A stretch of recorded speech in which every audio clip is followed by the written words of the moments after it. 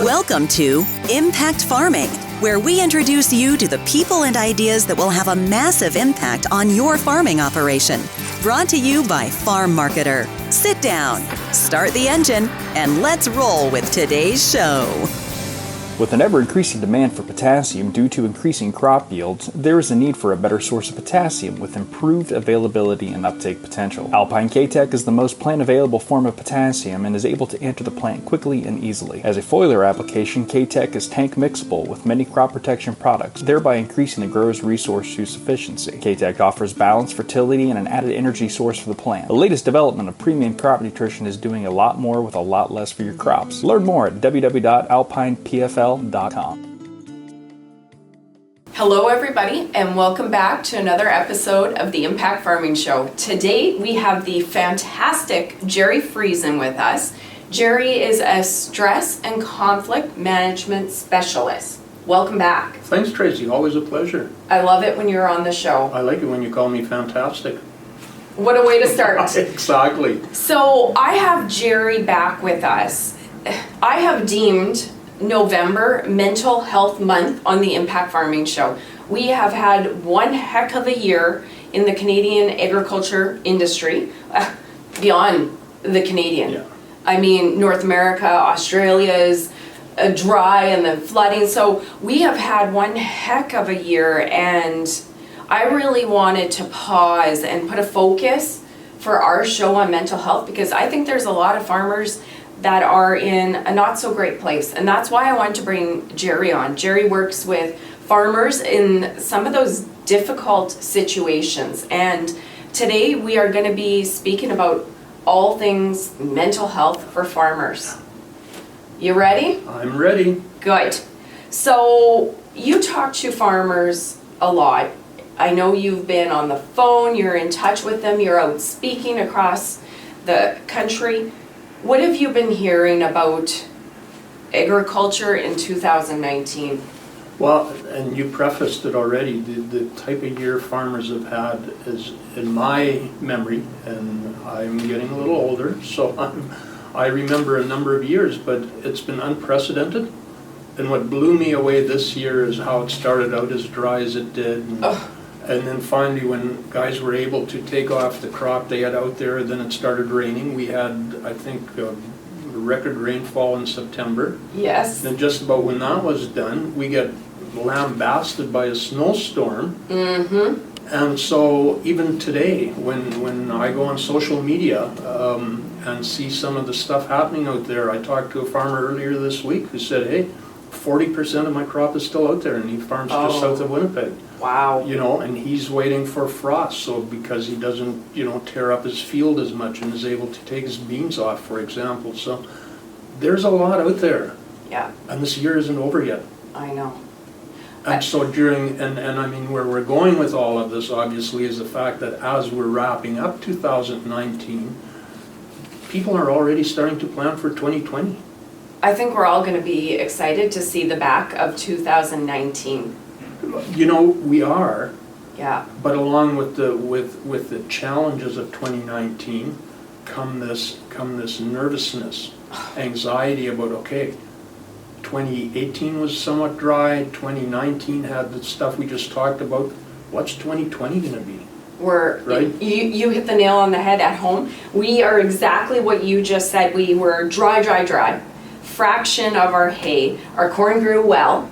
We're excited to get this bumper crop of silage corn off. And then right when we're ready to chop, what was it? 8 inches of rain pretty much in a couple days? Yeah. My pastures were flooded. Yeah. We had the trucks getting stuck. Yeah. It was a Corb Lund song all over. So, and exactly like you said, let's get that done. But we have massive ruts, probably deeper than my knees in our field. So what is that for working it this fall, and what is the weather patterns coming, exactly, right? Exactly. So we're not just looking backwards, we're looking forward as well. And all of that just increases our questions, our challenges, our stress.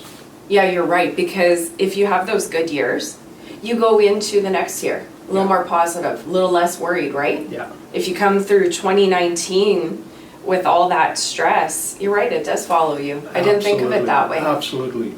And what happens, and again, we'll talk about this more, I'm sure, but what happens is, so if we've had a couple of relatively good years perhaps in the grain industry, you know, I'm not going to talk about the various commodities, but then we have a couple of challenging years, and then there's the added stresses of, you know, there's the stress of taking the crop off, but then there's also the stress of, oh, now the finances aren't quite what they should be, and what does that mean, and who do I have to talk to, and so it just all accumulates in one's head and becomes a bad time.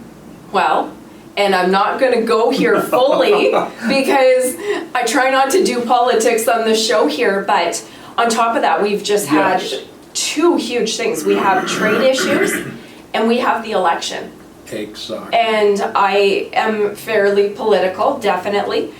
But never in my life have I been so concerned about an election.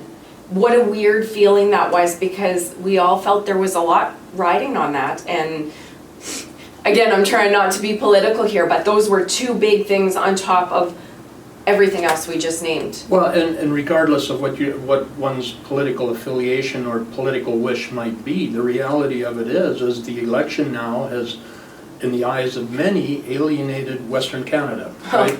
Yeah, and then we have that. Yeah. And that adds to all of this. And then you have the ongoing discussion of what did the government do for dairy producers because of it's not NAFTA, it's the new one. I can't keep up with all the acronyms for trade deals. There's that piece, but then there's the China piece, and how about exporting canola? Like, all of this, aside from, just like you said, all the other issues are just adding to this. Yeah, absolutely.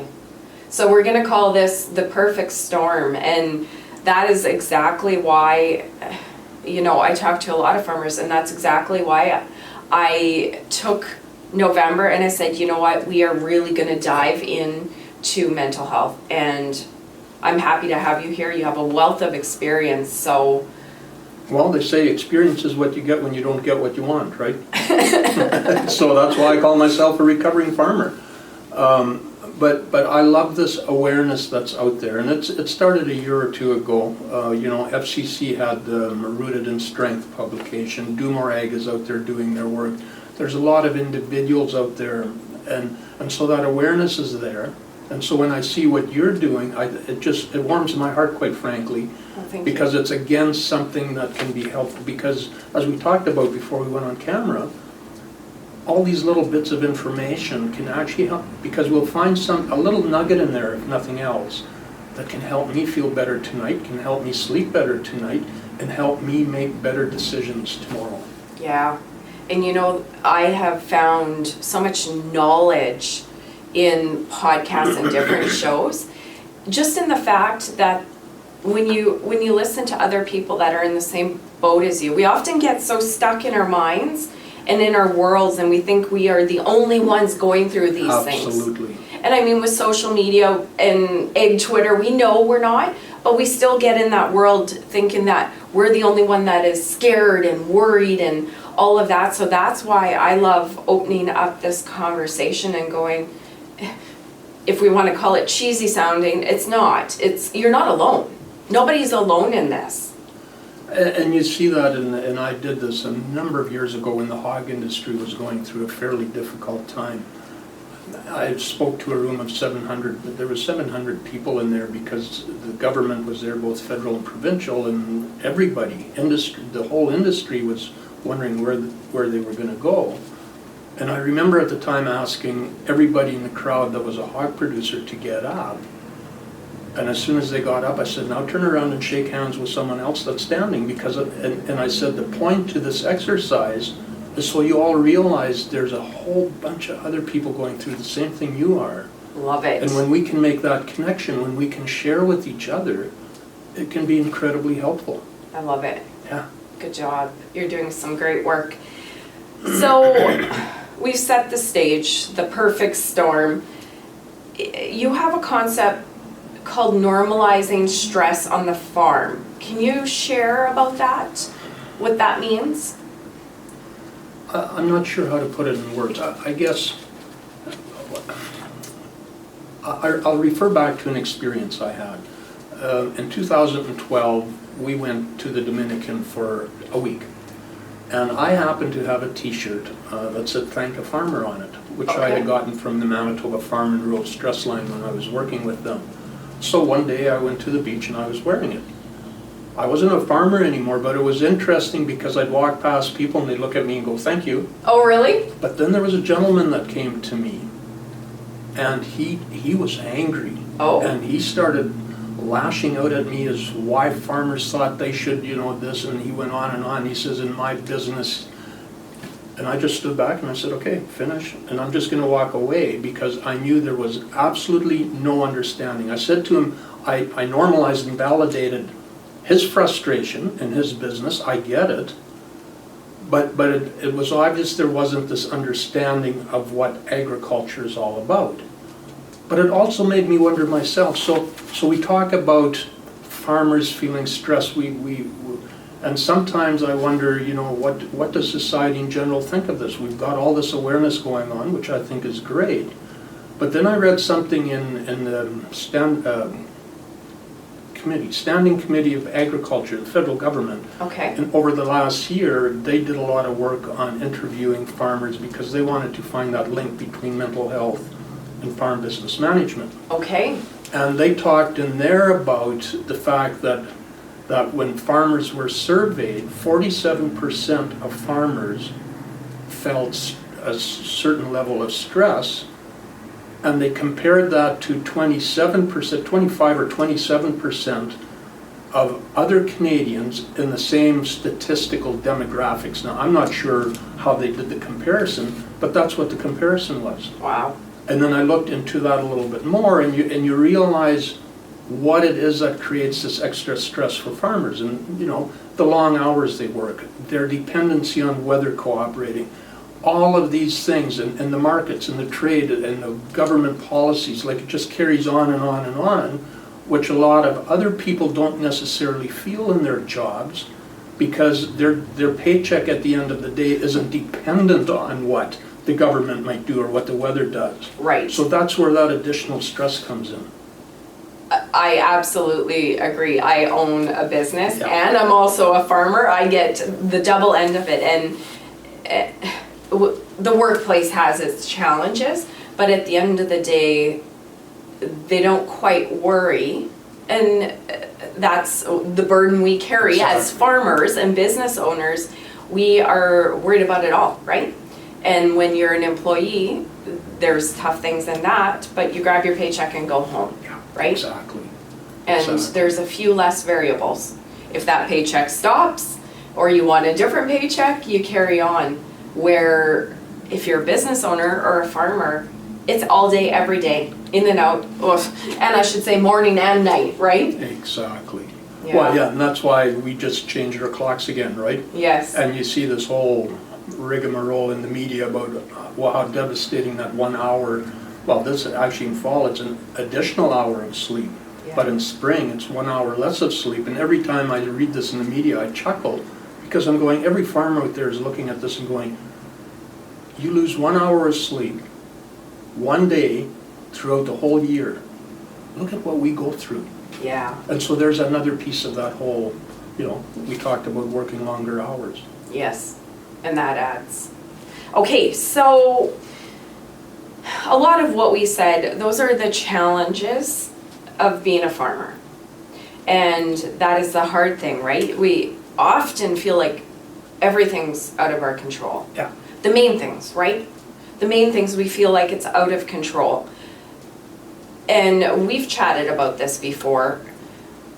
There are things in our control, decisions, choices we make that affect our business. Do you want to elaborate on that? Well, and you know what, again, this may age me to a degree, but I look back to when my father was a grain farmer. And life as a farmer back then was much simpler. You basically had one variety of wheat and one of barley probably, and maybe oats, and you threw that in the ground and you harvested and you sold it to the local elevator, and boom, you were done, right? But that's changed, and farms have become much more complex, and so every year it seems that there's more and more decisions that farmers have to make, and and again, if we want to reference this year, you know what, they made the decision of which crop to put in the ground, they chose the variety, they decided on what equipment to use, they put the seed in the ground, they nurtured it, and then suddenly Mother Nature decided that she had a different plan. Yeah. And so that changed everything, and so then farmers start second guessing the decisions they made, and they said, oh, well, you know, they talk to themselves and say, oh, I should have done this, I should have done that. But what really concerns me through all of this is the effect that stress has on the decision making. Okay. And I'm glad that, again, the Standing Committee on Agriculture, now that Farm Management Canada is doing this project to link mental health and farm business management, they've acknowledged how stress affects our decision making process. And the fact that when we're under stress, our ability to make these decisions based on relevant information and information that's going to either help or not help us, we're much more apt to make decisions based on something, you know what, I made that decision 4 years ago and it turned out good and it felt good, so I'm just going to make that one again, regardless of what information is available, right? Because we're tired and stressed. And, yeah. Exactly. Okay. And and the other piece is, and again, this is interesting because I'll relate back to my personal life again, is where my wife and I like to watch a TV show every evening. And of course she has her likes and I have my likes. With the work I do, I always like to watch a show where, you know, a certain number of people have to die because it helps me, right? I'm being facetious. Yes. But I was watching This Is Us with her the other night, and I kind of zone out. My thoughts go all over the place. But I heard in the conversation that was happening on screen, this person said that there's a fine line between caring and worrying, and sometimes that line gets blurred. And worrying is, and the best definition I've got for worrying is letting your imagination create something you don't want to have happen. Oh, so right? true. So when we do that, when we worry, we don't have the ability to think outside the box. We don't have that ability to go, well, okay, this makes sense or this makes sense, because we're far too consumed with what's going on in our heads. I have one of my favorite quotes. We are quote people. Yeah, we are. I have to share it because it has helped me so much in life. Just like you said, we worry, our mind goes, and we're thinking of these situations. It's by Mark Twain, and it says something to the effect of, I've known a lot of troubles, most of them have never happened. Exactly. When I heard that quote, it actually, it changed me and it helped me from worrying, because then you look back and you go, how many times have I worried that this situation wouldn't work out? You get worked up, and I'm a confident, well-researched person, but we still worry, and then we get there, and if we do the work and do our research, usually the bad stuff never happens, right? Exactly. And I mean, we have enough of the stuff in agriculture that can happen. We don't need to be worrying and adding additional stress, right? Exactly. And so that's why it's important for people to be able to sit back and work their way through the decisions they have to make in such a way that they don't worsen their situation, but can hopefully make their situation better than it is. I like it. Good. Fantastic advice. So I would like you to touch a little bit on stress. We just spoke about worry and all of that. How should farmers interact with stress, handle stress, respond to stress? Well, first and foremost, Tracy, you said it before, and I'll say it again, is that you're not alone, right? And so make sure you reach out. I mean, farmers, I read a tweet the other day, and you know how much I hate social media, but I did read this one. And it said, farming can be a very lonely job, sometimes physically, sometimes emotionally, and sometimes intellectually, right? Because we're out there, and very often we work on our own. And if we're not on our own, we may have employees or other family members, but really the brunt of all the thinking is happening in our head. And yet I also know the benefit to being able to sit down with someone else that's experiencing the same thing or has had similar experiences. I mean, even you and I can talk about farming and our own personal lives, and we share stories, and they help me in my journey, and I'd like to think that my stories help you in your journey. Absolutely. So that's what we need to do. First and foremost, we need to talk. And I'll give an example again, is in 2005, I was going through probably the lowest period I ever went through in my journey. And a neighbor showed up at the farm, and he asked me how I was doing, and normally my response would always be, I'm doing good, right? Because I was hiding all this. That's what we say, right? Exactly. Yeah. But that day I took the advantage of, I started talking about all this stuff going on in my life, and stuff that I couldn't control, and stuff that I had to deal with, and I wasn't sure how I could deal with it. And he sat there, and probably for half an hour he didn't give me advice, but he normalized and validated what I was going through. And so that did two things. Number one is I had verbalized, and it's awesome how you can get rid of stuff that's worrying, or it just keeps rolling around in your head by verbalizing it. And people talk about journaling, and yeah, I did that once for 3 days and then I quit. I can't do that. But I can verbalize what's going on in my head, and it's interesting how suddenly the load becomes a little lighter just because you verbalize it. Because when you verbalize something, suddenly there's pieces in there you go, why am I even thinking this? And other pieces you go, oh, that makes sense, but I can deal with that. So that's really helpful that way. Plus the second piece was that someone actually normalized and validated what I was going through. I was sitting there thinking I was on my own. You know, and I'm gonna jump here really quick, but I just like to call things how I see it, right or wrong. I also think there's something to that female-male dynamic. Women have been enjoying, I'm stereotyping, forgive me, but there's stereotypes for a reason, right? Yeah. And the men shouldn't cry, should keep the problems in. We know the stereotypes. The women get together with the girlfriends, vent, but you know what? We do. Not all of us, and not all men are the same. Right. But women have done that for a long time. The power of talking to sisters, girlfriends, mothers, and we know how much relief there is getting together and just saying it. Once you say it, you actually don't even need somebody to comment on it. Probably, just like you said, probably even better that they don't. Exactly. I find I just need to talk it out. Nobody needs to say anything. It takes, it gets it out of my head. Yeah. It takes a weight off my shoulders. Yeah. I feel heard. It lifts the burden of whatever I'm going through, and then I carry on. And I feel 100 pounds lighter, right?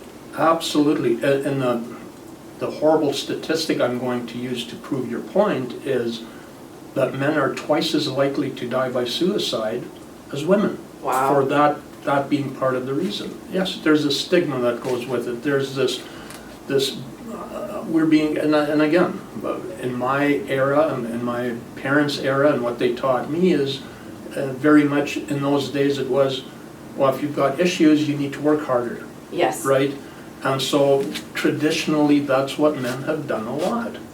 And there's a distrust of who's out there to help, and there's this distrust of, well, if I call here or if I make an appointment with so-and-so, they won't understand agriculture, so they obviously won't understand me. And so there's all of this that's keeping a lot of people from seeking further help when they need it.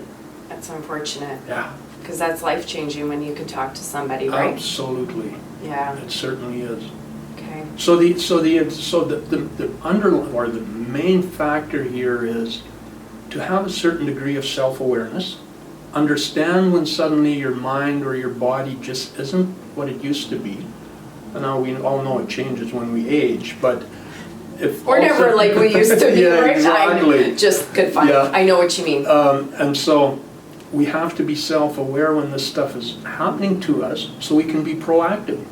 Because when we let stress, overwhelming stress, I mean, we often talk about the Kaplan crisis model where there's three stages of a crisis. You know, you get hit by the storm, and this is when suddenly you wake up one morning and realize life has changed and there's all this stress. And then you're in the foggy middle. Okay. Where you never know from day to day exactly what's going on, and there's all of this that goes with it. And then the third step is when you're on solid ground again. Okay. but you also come to the realization that your life isn't necessarily what it used to be.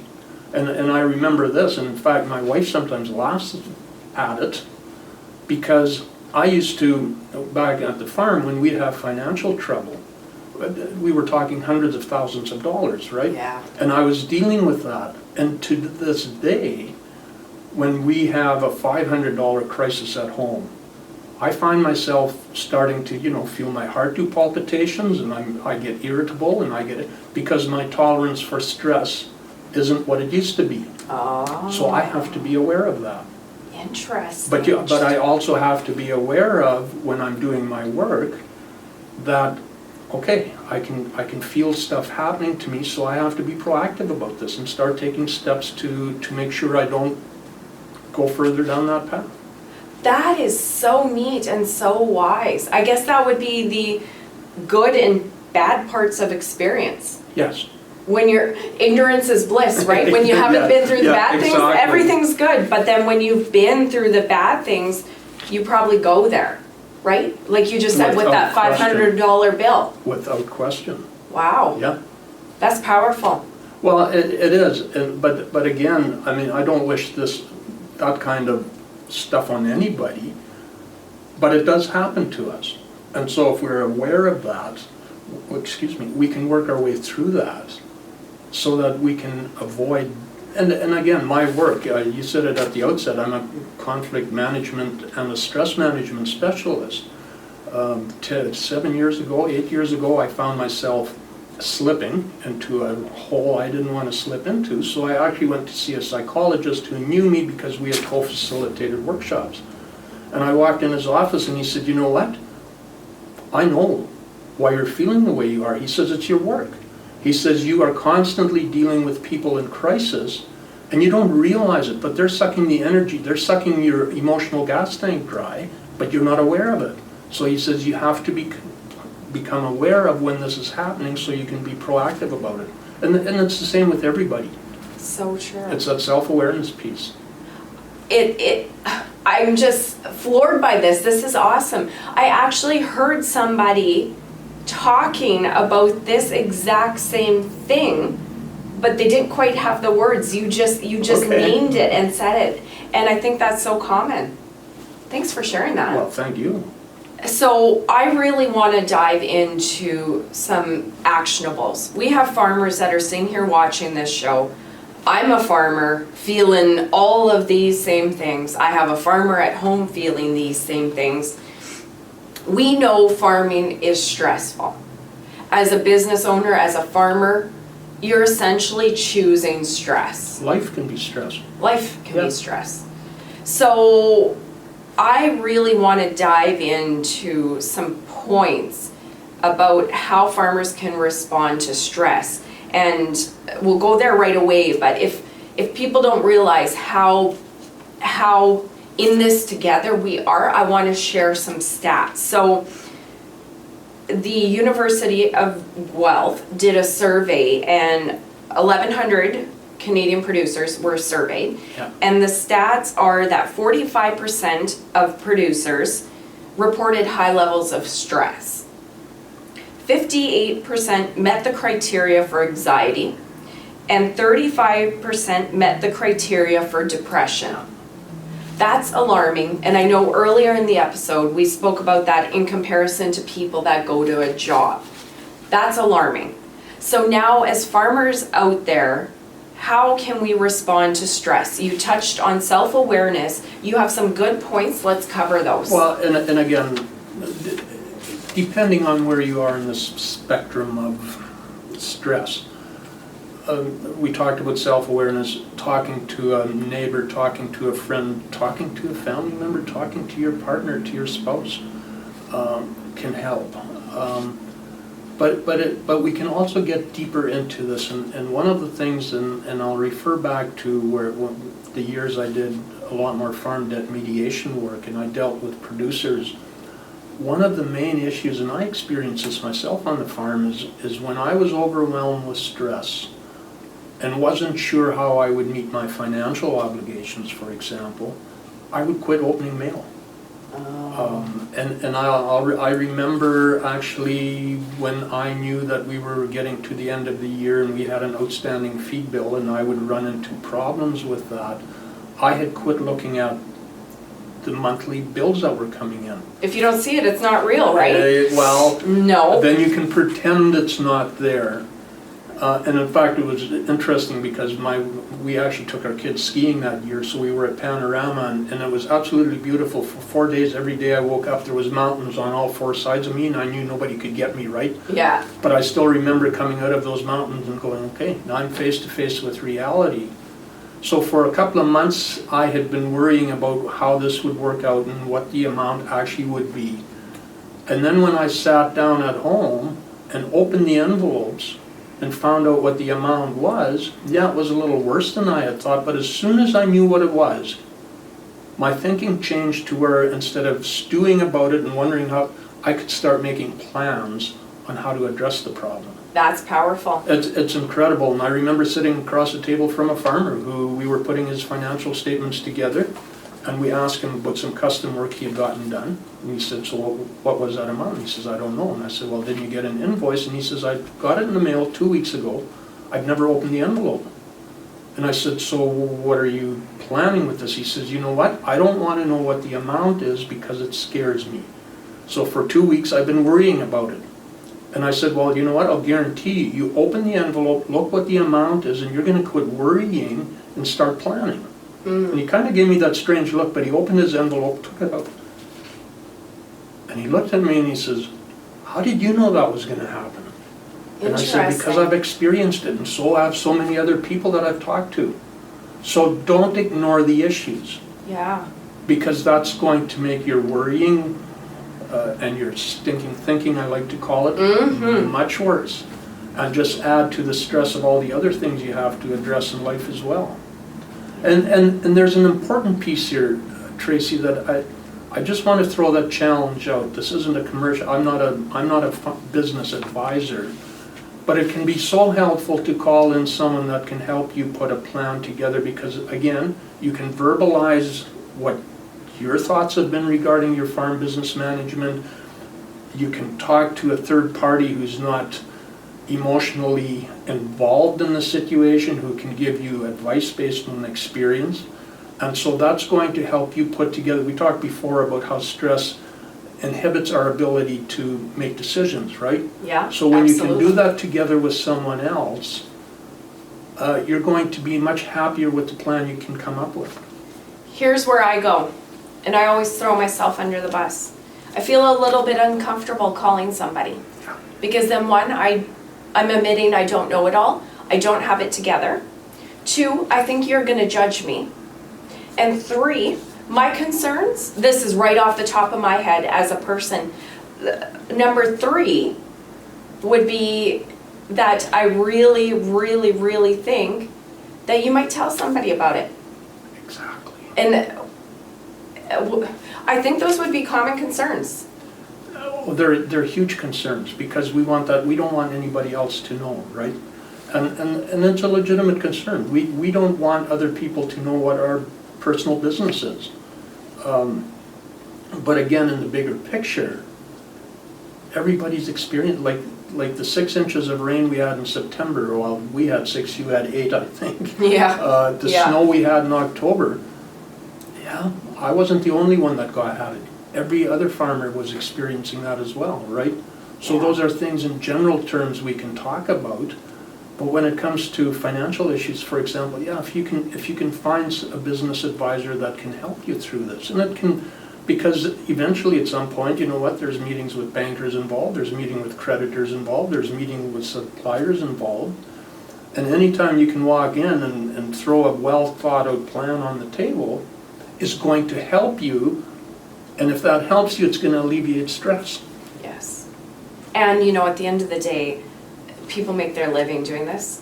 Consultants, they have an oath, they are confidential. Yeah, absolutely. Nobody's going to be telling your neighbor your business. I had a phone call this week, actually, and it was ironic. It was a guy I dealt with a number of years ago in farm debt. His farm is really doing well now, and now he's looking at transitioning it, but he's got a few financial tweaks he has to work out, right? And so he called me and he says, well, and he has a, dare I say, $3 million farm. And he called me and he says, talked about this, and he says, but I don't know if I want to spend $4,000 on it. And I stopped him and I said, are you kidding me? I said, look at your investment you have. Yeah. You're going to find out that that $4,000 you spent is well worth it, because it's going to make your farm even more valuable. Absolutely. Yeah. Okay, that's a good one. So, did we get through your points? No, well, actually, you know what? There's a couple others, and they're not main ones, but again, we've talked about doing an inventory, and I'm not sure I really like talking about that as much anymore as I used to. But when you do an inventory, find out when you're, and I'm talking an inventory with your stress, right? Yes. How am I feeling type Right, of exactly, inventory, right? exactly. And what are the things out there that are stressing you out? Again, going back to the comment you made about Mark Twain, his quote, find out really, when you do an inventory, you can look at each one of them and go, okay, what's real and what's perceived? Because again, if we're thinking about all kinds of bad things that may happen, that's not real. Yes. So we have to keep it real, because that's, again, going to help you.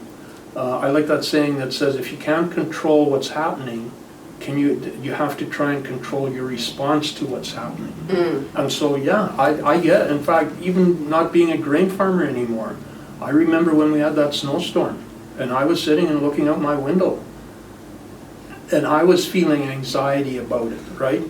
So you have to try and find ways of how do you respond to that kind of stuff. And one of the things, and again, we go to, I like talking about human connection. In fact, that's a great stress buster right there, is human connection. And I don't mean social media, but No. but No. when you have that, oh, and I can't remember where I was going with that. Human connection. Like you said, social media. I know. Yeah. And again, I recall this from my days as well, but I also hear other people talk about it, is when life is really stressing you out, when you've got to get out there and you've got to combine your beans and the ground is mud, try not to have this overexposure to stress, right? So, and a classic example is in 2010, when there was a lot of flooding in western Manitoba. I was talking to someone that was actually working for the Flood Recovery Board, I think it was called at the time, and she said that she had come to the realization that she would get up in the morning, switch on the TV and watch news, and it was all about flooding, and then she would go to work, and she would deal with people that were fighting with this flood thing and trying to help them, and it was stressful, and she would get home and switch on the TV and they'd watch news, and it was all about flooding. Oh, there's no escape. There was no escape, and so she said, I had to actually make myself switch the TV off in the mornings and in the evenings to not be overexposed to this kind of stuff. Excellent. And so we need to do some of these things to avoid that stress. Well, and you know, I think even social media, love it, love you, Egg Twitter, love all the social media, but what I have found when we're a little bit stressed on the farm and we go onto social media and we see other farmers that are struggling, you can feel it, the heart rate goes up and it starts to trigger that in yourself. And lately, with the issues that we've had with excess moisture, I've had a hard time I'll admit it, I've had a hard time popping into Egg Twitter as much because I just see others. Yep. And maybe it triggers it in me, but the other part I find hard is because I like to help people. And when you're reading that, there's nothing you can do about every Egg Twitter farmer that needs help. So you start to feel a little bit helpless. Absolutely. And not only helpless, but everybody from Michael Landsberg on down, when they talk about mental health issues, one of the first things that people often experience is their self-esteem disappears, right? Okay. And so I get that. I've got huge issues with that in my life, and I've had it for a long time. And so I can just see how someone that's struggling getting their crop off, for example, they go on Twitter and they said, I saw a picture today of someone putting their combines away, right, harvest 19, finally over. And this guy, the next person is sitting there going, oh, holy crap. Yeah.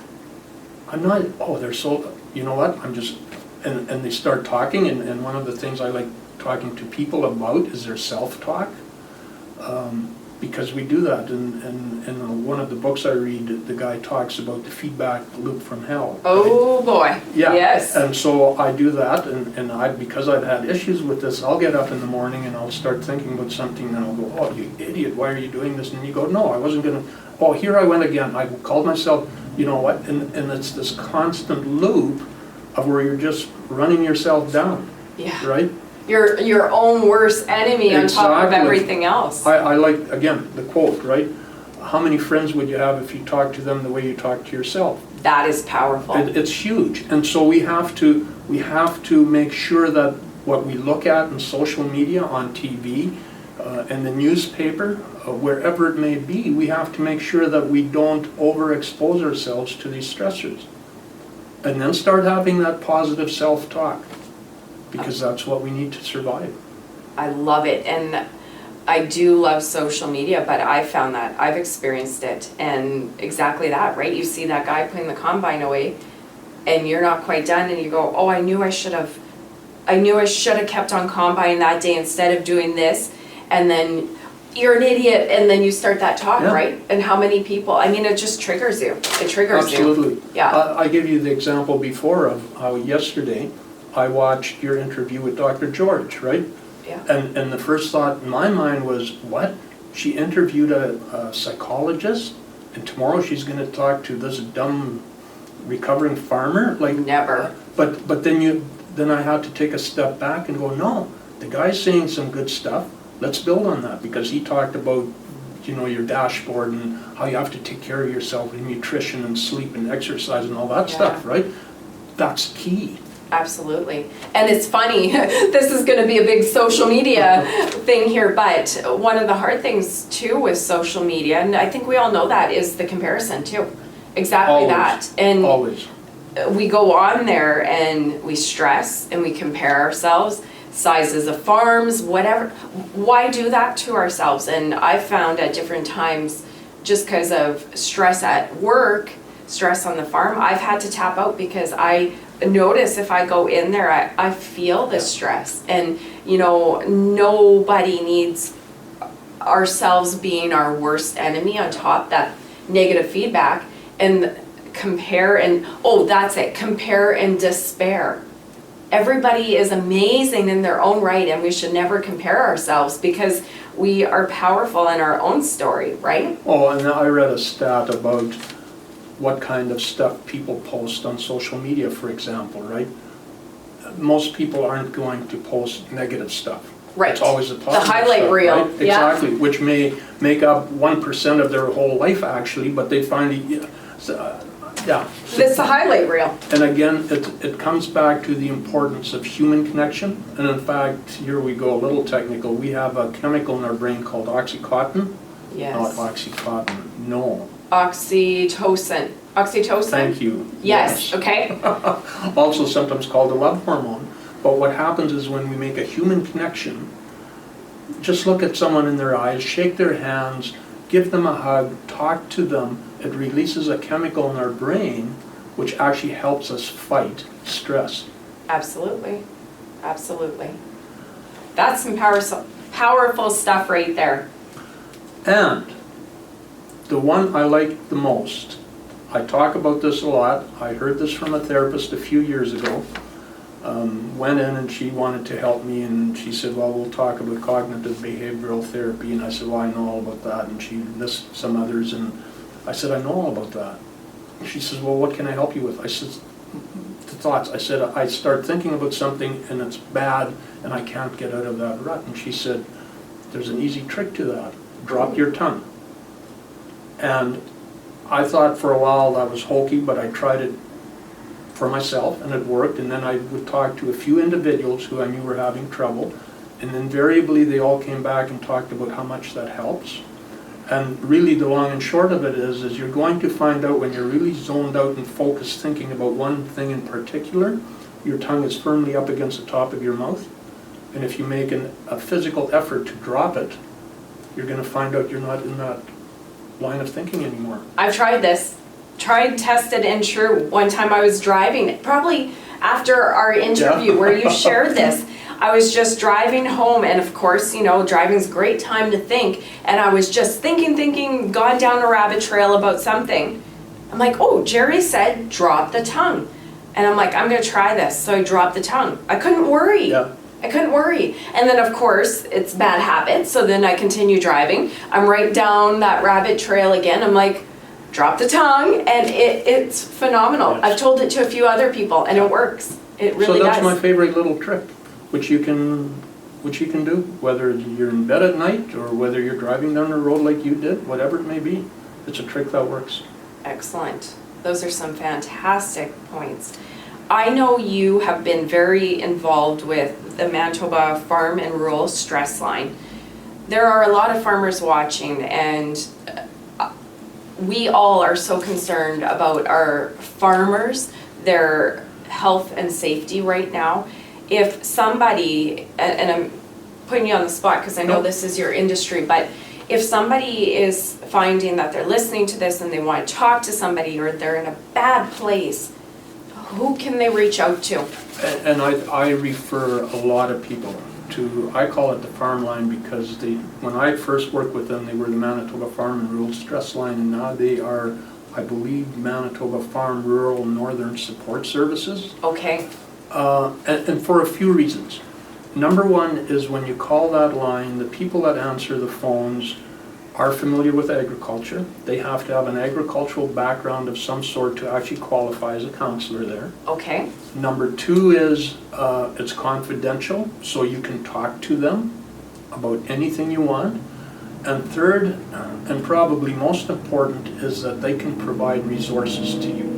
So if you're in Pansy, Manitoba, or in Russell, Manitoba, wherever you are, they know what kind of resources are available for you if you want to take that next step.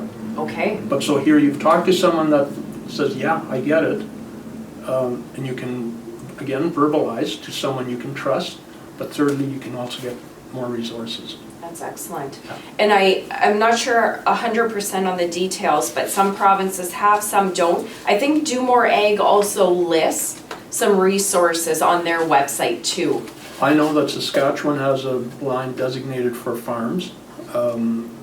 Alberta isn't a designated farm line. They do have a crisis line. But Alberta also has a program which I wish other provinces would look into as well. And it's called Tough Enough to Talk About.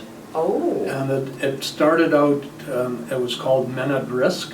And actually the program we had, or the workshops I did in Manitoba in 2010 were called Men in Depression. Again, talking about focusing on men to seek help. But and often we talk about, well, I'm too tough, or I'm tough, I don't have to talk about it, or I don't have to seek help. And so they turn that around, and I think it's really neat. It's called Tough Enough to Talk About. And that's what we all fantastic. need to be, tough enough to talk about it. I love it. Yeah.